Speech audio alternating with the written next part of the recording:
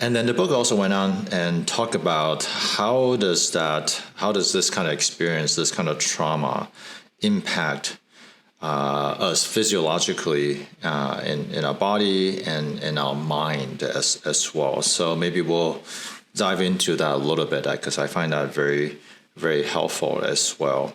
So body-wise, so maybe, I don't know if you can reflect back a little bit of what you experienced physiologically when you are kind of fighting through this, or maybe some of the people that you encounter. I definitely have some stories to share, but you can share some of what it looks like in terms of what you see and how the book also describe. Yeah, so in my own experience, I I was actually kind of all over the place. I had like on both sides of like being too tired and then being too like stressed and active. And I guess first to describe, like I with depression, I experienced a lot of like lethargy. And so I had no energy, no motivation, and I was just very, very, very negative emotions. And like physiologically, if we're talking about like I guess remove the mental aspect for a bit, or just looking at what I felt physically, I was just tired. So I could sleep for the entire day, and like I could do that every day. And I was like that for so long. I almost didn't realize that that's not normal. Like now I physically can't sleep that long. I sleep a certain amount of time and then I'm just awake. I can't sleep any longer. But when I was really depressed, I could sleep for hours. I could sleep for like half of the day and then longer, or like could wake up super late and then maybe just be awake for 6 hours or even less and then sleep longer. And that felt fine. So there was just something so wrong with that. Yeah, so like that entire thing was sleep and energy. And I guess on the opposite spectrum, or on the opposite side of that, where I experienced almost like too much, was anxiety, where I felt like I was just super jittery, like my heart was up, and I just felt pumped but stressed, and I like almost like freaking out, not knowing what to do. And so yeah, I remember both sides of that. And then I also experienced for a period of time like these terrible, I don't even know what to call them, but we called them like mood swings. And they would happen like not in like long periods of time. And it wasn't bipolar. I remember talking to some of my psychiatrists about that, talking about bipolar, but it wasn't quite bipolar because it happened so quickly. It was just 1 minute I could feel fine or great or pretty like pretty energetic, pretty excited about things, almost like some positive emotion. And then the next second I would just crash and I would be tired and very negative. So these things came hand in hand, like these positive and negative emotions actually like correlated with my energy state, my physical energy state. And so that was kind of interesting. But I would have these mood swings, we would call them, and they could change like within the second, like, or within the minute, like by second. And yeah, it was kind of scary because I just felt completely out of control, because it would just, my mood or how I felt about something, like my opinions, everything would shift so quickly. And so that's where I saw that in my own life, that kind of like dysregulation, and to like both sides of the spectrum. Yeah, and in fact, that makes a lot of sense, right? Because our body is always looking for a state of balance, right? Homeostasis, whether it's our blood sugar, that's why our insulin is needs to act right away, so that there's not too much glucose in our bloodstreams, but it also cannot be too low, so our liver need to release, because there's an optimal range. Functional range, and that's true not just that, but for our hormones, some are supposed to be active and in certain certain circumstances and so forth. So our body has that kind of automatic system that is constantly monitoring everything, adjusting.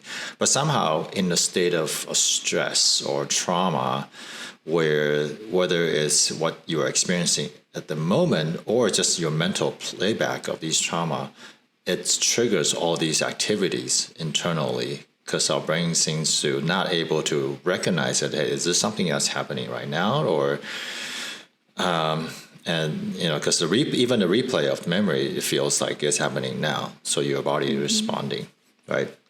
I remember I recently did the Spartan, right, a few weeks ago. And my normal resting heart rate, if I'm just sitting there, is like in the 60s, right? And if I'm just standing waiting, it should be maybe in the 70s. But I was just standing there waiting for the race, and it's like 140, right? So it's like, right? But that's normal because you're anticipating some sort of stress coming. So it's trying to get your body ready, right? But it seems like a person in trauma, like your case, your heart rate could be racing for no reason, and you are not anticipating something big. But in fact, maybe it is. Your brain is actually anticipating something stressful, something bad happening, right? So physiologically, what happens is you cannot go into the state of repair, or maybe it just kind of shuts down because it can no longer function, and you fall into sleep. But then it seems like even in a state of supposedly a state of repair, you're not able to repair. Right, because somehow you are still under stress. Your body is still in fight or flight. So maybe it's part of the fight or flight or freeze response. It just kind of shuts down because it doesn't know what to do. Right? Yeah. Yeah, or you can have elevated stress hormones. In fact, it even impacts your metabolism. Like when we have chronically elevated cortisol, our blood sugar tends to be higher as well. When you don't get enough sleep, some people have insomnia when they're stressed, and then you don't sleep. Just a day or two, you can be pre-diabetic in how your body react to insulin. So these are all these physiological impacts that we see, and we see that as end up negatively hurting somebody's health after a while as well. Yeah. I mean, I've heard also like cortisol also, like suppresses parts of the immune system function too. So, because like when you're stressed or in that state of like getting prepared to fight, your body isn't gonna focus on digesting and or all of the little immune functions that normally could occur. Yeah, here's the little chart of I guess the sides of the spectrum. Yeah, and I found that this chart is very, very helpful. Like in optimal functioning, you are in a state of homeostasis, that balance, whether it's your hormones, your glucose, your energy level, your stress response. Normally, you should feel pretty relaxed. Generally, like because you feel safe, you are able to function, so you are able to concentrate on what the present moment task is, what you're supposed to do right now. So that's the state of high functioning. You feel relaxed but focused on whatever you need to accomplish. And of course, there are instances of greater stress or greater challenge. Like I mentioned, just the race. Like every time I do a triathlon, right before jumping into the water, your heart rate goes up. But that's in preparation for some stress that is anticipated, that is real, that is coming up. Or maybe you have to give a speech, you have a test coming up. Yeah, so you are a little bit more aroused than normal. And so because your body is shifting you into that emergency mode.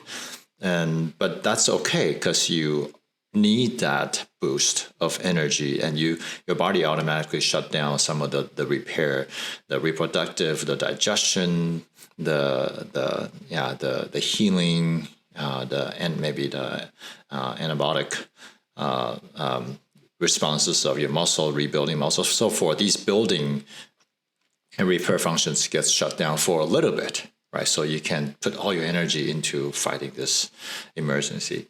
But then normally, after a little bit, after the event is over, it should come down to normal functioning. Okay, so after the race, of course, I'm relaxed. I know that it's done. So I can go into rest and repair mode. In fact, at night, my body should shut down. So my parasympathetic nervous system should kick into sleep, into repair, into digestion.